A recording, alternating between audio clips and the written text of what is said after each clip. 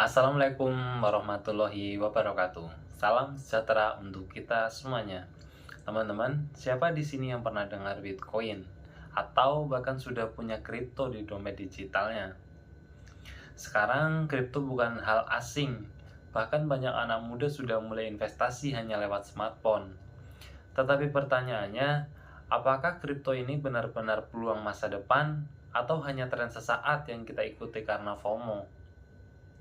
Hari ini saya akan membahas tentang kripto dan generasi muda. Apakah ini peluang nyata atau sekedar tren digital? Perkembangan kripto di Indonesia sangat pesat.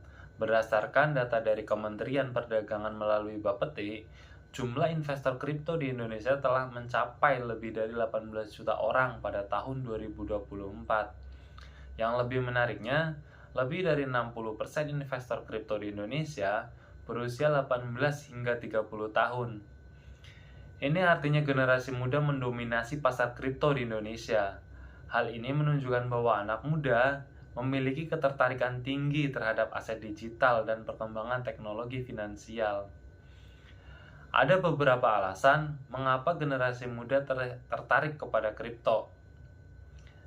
Yang pertama, karena aksesnya sangat mudah. Cukup dengan menggunakan smartphone dan internet, siapa saja bisa mulai berinvestasi. Kedua, pasar kripto berjalan selama 24 jam tanpa libur. Berbeda dengan pasar saham yang memiliki jam operasional tertentu.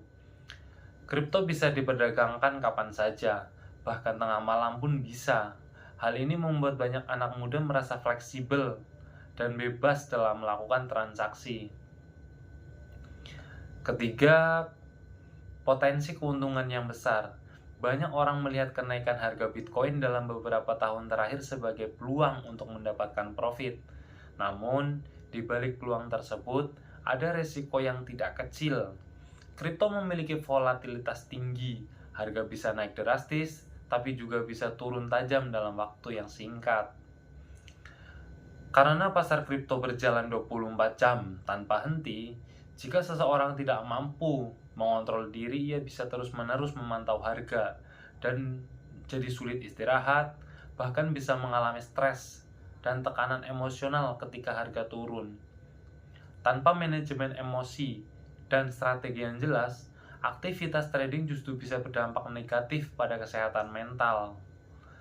Banyak investor pemula mengalami kerugian karena kurangnya pemahaman tentang manajemen risiko dan hanya mengikuti tren tanpa riset. Teman beli ikut beli, teman jual ikut jual, tanpa ada riset yang jelas, hanya sekedar FOMO. Karena itu, literasi keuangan dan pengendalian diri sangat penting. Anak muda tidak hanya perlu berani mencoba, tetapi juga harus memahami resiko dan berinvestasi secara bijak. Kripto bisa menjadi peluang besar jika disertai pengetahuan strategi, kontrol emosi yang baik. Dan sebagai penutup dan kesimpulan, kripto bukan sekedar tren, melainkan bagian dari perkembangan teknologi finansial yang semakin berkembang. Generasi muda memiliki peluang besar untuk memanfaatkannya.